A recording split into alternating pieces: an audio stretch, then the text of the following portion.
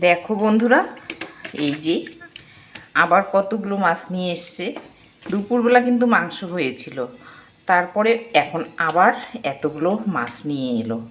আমার কর্তা মশাই এইরকম মানে বাজার করার ওস্তাদ। কারণ ও বাজার না করলে থাকতেই পারে না। যতই বাড়িতে কিছু থাক না কেন, ও বাজার ওর করতেই হয়। বাজারে গেলে পরে ও খালি হাতে ফেরে না। আর প্রতিদিন সকাল সন্ধ্যা বাজারে তো ওর যেতেই হয়। বাজারে গিয়ে আড্ডা, আর বাড়ির পাশে বাজার যেহেতু, বাজারে গিয়ে আড্ডা দিবে। আড্ডা দিয়ে শুধু আড্ডা দিলে তো হয়েই যেত। আড্ডা দিবে, সেখানে বসে গল্প করবে, চা খাবে, বন্ধুদের সাথে ওখানে সিগারেট খাবে, এই তো আর কি। আর আড্ডা দেওয়ার পরে শেষে বাড়ি যখন আসবে তখন ও খালি হাতে আসবে? ও কোনো দিনেও খালি হাতে আসবে না। হাতের মধ্যে ওর খরচের ব্যাগ থাকবে একটা, মানে ব্যাগ ভর্তি খরচ। তো আজকে আবার মাছ যে আনবে আমি ভাবতেও পারিনি। আর দেখেছো তো বন্ধুরা কতগুলো মাছ।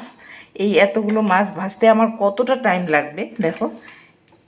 যদিও একবারে খাবো না এই মাছগুলো, কালকেরও হয়ে যাবে, কিন্তু এতগুলো আনে কেউ? বাড়িতে আমাদের লোক নেই। হ্যাঁ, তো এই দুটো তিনটা লোকের জন্য যদি এতগুলো মাছ আনে তাহলে কেমন লাগে বলো তো? আমার ভালো লাগে না। আর ভালো লাগে না কি, সারাটা জীবনেই তো আমি কাটিয়ে দিলাম না।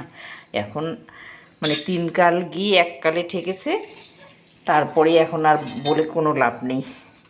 কারণ ও শুনবে না, ওর মতো করেই ও চলে। এই বাজার করাটা ও যেখানে যেখানে ছিল সেখানকার সবাই জানে যে এই দাদা বাজার করার মাস্টার।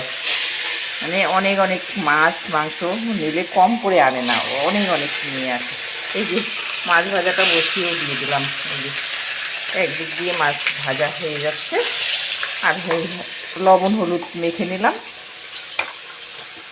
তো এগুলো করতে তো সময়ও লাগে, তাই না বন্ধুরা বলো?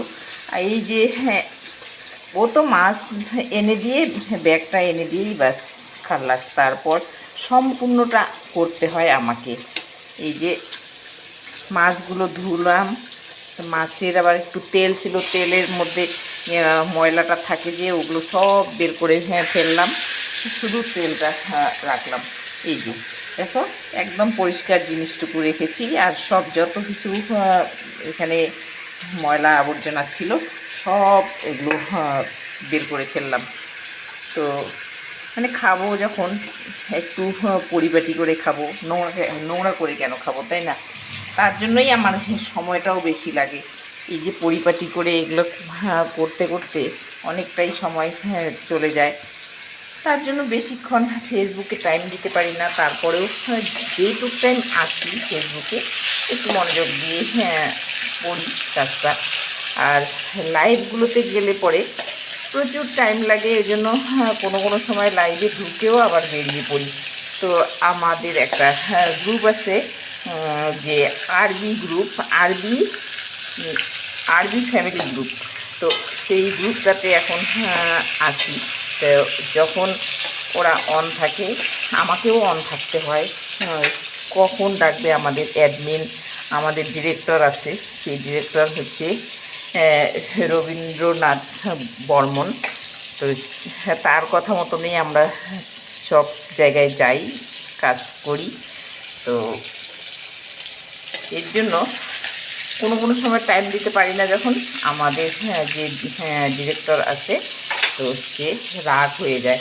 কিন্তু দেখো তো এই কাজগুলো কী কে করবে? এইভাবে ডাকার সাথে সাথে কি আর সব জায়গায় যাওয়া যায়? কোনো কোনো সময় যেতেই পারি না, জানো তো বন্ধুরা।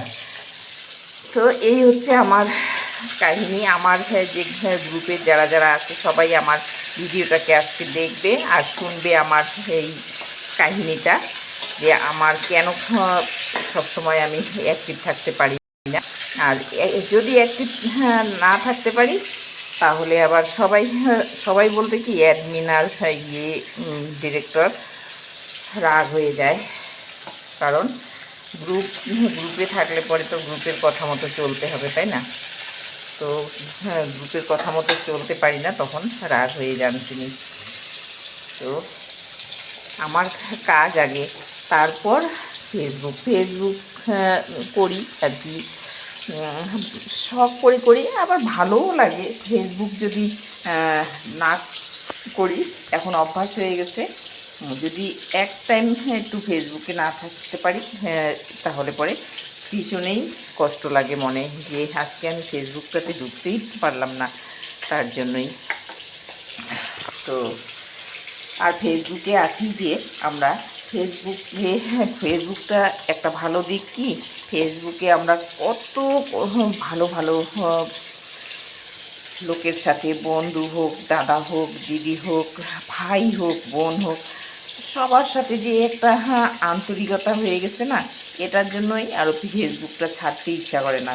কাজ করলেও মনে হয় কি না, কাজের ফাঁকে ফাঁকে আমি ফেসবুকেও সবার সাথে একটু দেখা করি, এটাই মনে হয়।